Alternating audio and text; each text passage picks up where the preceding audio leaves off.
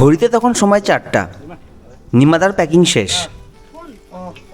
এবার 0 পয়েন্ট থেকে হিমা সমস্ত মাল বহন করে যাবে লাপচাখা।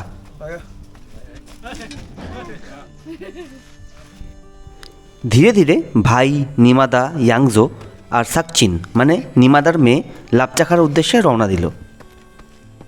নিমাদার বাড়ি গীতখোলাতে। প্রায় বছর 12 আগে বক্সার স্থানীয় মেয়ে ইয়াংজোকে বিয়ে করে।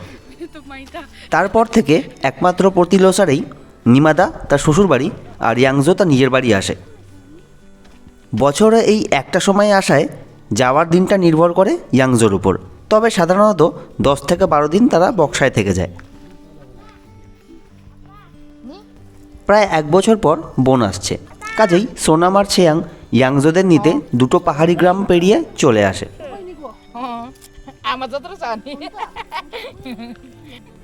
শীতের দিন, কাজেই নিমেষেই সন্ধ্যা লেগে যায়। অন্ধকার হওয়ার আগে গন্তব্যে পৌঁছতে হবে, সেই কথা মাথায় রেখেই হাঁটার গতি বাড়ানো হলো। প্রায় 6টা নাগাদ পৌঁছালাম লাপচাখাতে। পাহাড়ি অঞ্চলে রাতের খাওয়া বেশ জলদি খেতে হয়। সেদিনের খাওয়ায় ছিল হিমাদাচি।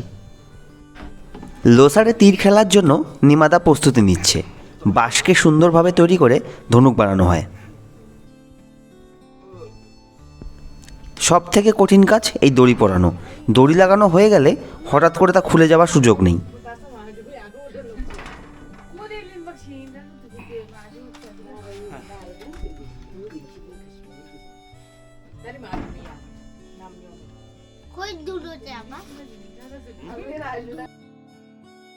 লোসারে তীর খেলতে গেলে কতগুলি নিয়ম মেনে চলতে হয়। তার মধ্যে একটি হলো ঐতিহ্যবাহী পোশাক ঘো পরে খেলতে হবে।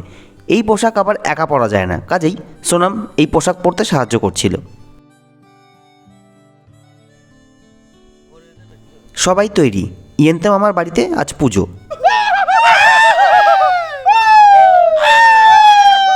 এটি হলো স্থানীয় কলিং সিস্টেম। ফোনের নেটওয়ার্ক না থাকায় সবাইকে একত্রিত হওয়ার জন্য এভাবে জানানো হয়। লোসারের জন্য বা কারো বাড়ির মঙ্গল অর্থে তীর খেলার আগে এই পুজোটি করা হয়। একে স্থানীয় ভাষায় বলা হয় মাছা। কেউ পুজো করতে চাইলে সেটা আগের দিন রাতে সবাইকে জানাতে হয়।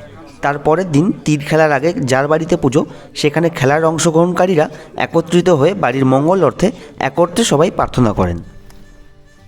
এরপর সামর্থ্য অনুযায়ী পুজোর উদ্দেশ্যে কিছু টাকা নিবেদন করা হয়।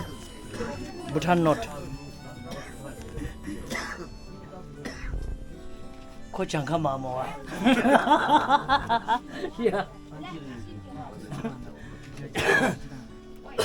সবার টাকা সংগ্রহ করে তা রিনপোচের সামনে উৎসর্গ করা হয়।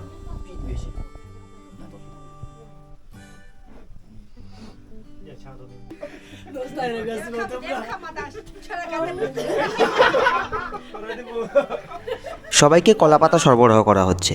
এরপর প্রসাদ স্বরূপ দেওয়া হয় ডাটা দিয়ে শুয়োরের মাংস, চা আর ছাং। যাদের ছাং সম্পর্কে কোনো ধারণা নেই তাদের বলে রাখি, ছাং হলো ভুটানিদের এক বিশেষ পানীয় বা রাইস বিয়ার। সমস্ত পুজোতে এই ছাং ব্যবহার করা হয়।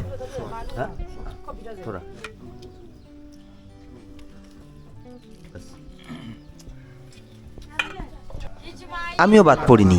ইয়েন্তে মামার আবদারে আমাকেও খেতে বসতে হলো।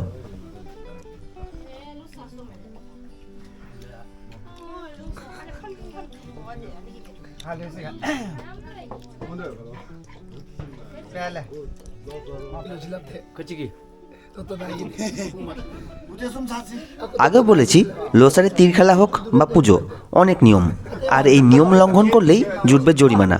নিয়ম লঙ্ঘনকারীকে এইভাবেই খাদা পড়ানো হয়।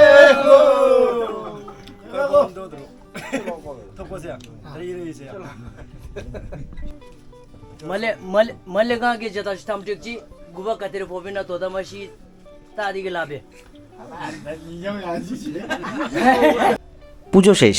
হিন্দি গানের সুরে গান করতে করতে নিমাদা চলল তীর খেলতে। নাচে গানে শুরু হয়েছে লোসার উৎসব।